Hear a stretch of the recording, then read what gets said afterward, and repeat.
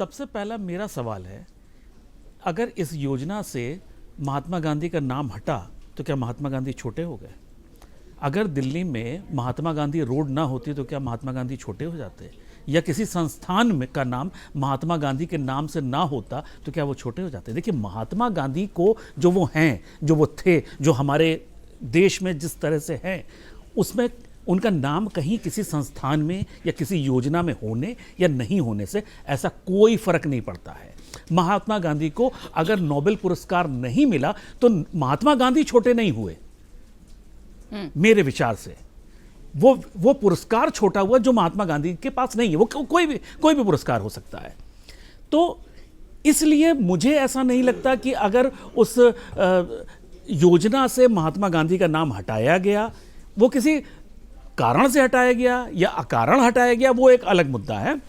लेकिन हटाए जाने से जो विपक्ष, उसके मेरिट योजना में जो चेंजेस आए हैं, जो अमेंडमेंट्स हुए हैं, जो उसमें चीज़ें जोड़ी गई हैं या जो हटाई गई, उस पर उन्होंने बात नहीं करी। उन्होंने बात करी सिर्फ नाम पे कि वो महात्मा गांधी को वो जो है हटाना चाहते हैं। कुछ लोग कह रहे हैं कि वो नोट पर से भी हटाना चाहते हैं। तो नोट पे कोई आज़ादी के टाइम से नहीं थे। महात्मा गांधी की फ़ोटो बाद में लगाई गई, मेरे ख्याल से 70s के आसपास लगाई गई है।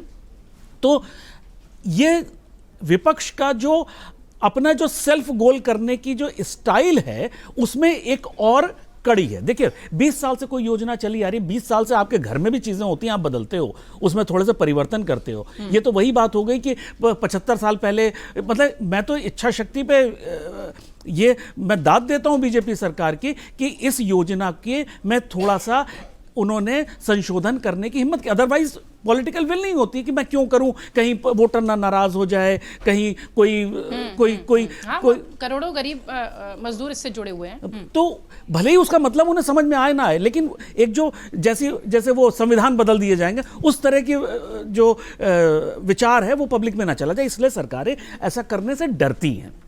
लेकिन ये किया गया, बहुत अच्छी बात है। दूसरी बात आती है कि अभी आपने जो सवाल पूछा कि राहुल गांधी जी इस पे यात्राएं करेंगे। उन्होंने पहले जितनी भी यात्राएं करी, उससे क्या देश में बदल गया? कुछ बदला? मुझे तो नहीं दिखाई दिया फिलहाल। अब दूसरी चीज आती है, जो राहुल गांधी जी ने कहा मैं यात्रा करूंगा और लोगों को बताऊंगा।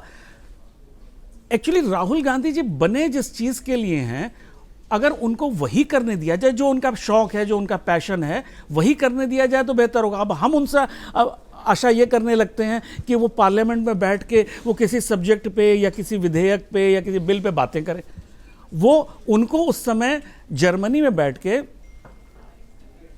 गाड़ियों की कंपनी पे घूमने का शौक था। वो गाड़ियों के पे बैठ के बातें कर रहे हैं, मोटरसाइकिल देख रहे हैं, तो उनको उस चीज़ों का शौक है। तो राहुल गांधी जी हमेशा आपदा में अवसर ढूंढ लेते हैं। उनको ये दिखा तो उनका हम यात्रा करेंगे, तो वो उनका अपना शौक भी पूरा हो गया और जिस चीज़ के लिए वो बने हैं वो करने चले जाएंगे।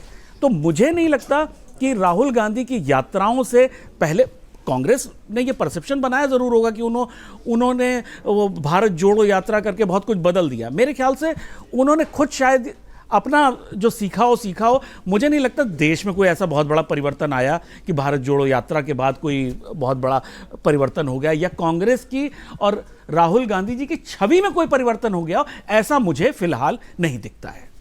अगर आप ये वीडियो YouTube पर देख रहे हैं तो हमारे चैनल को सब्सक्राइब कर बेल आइकन दबाएं, और Facebook पर देख रहे हैं तो हमारे पेज को लाइक करें।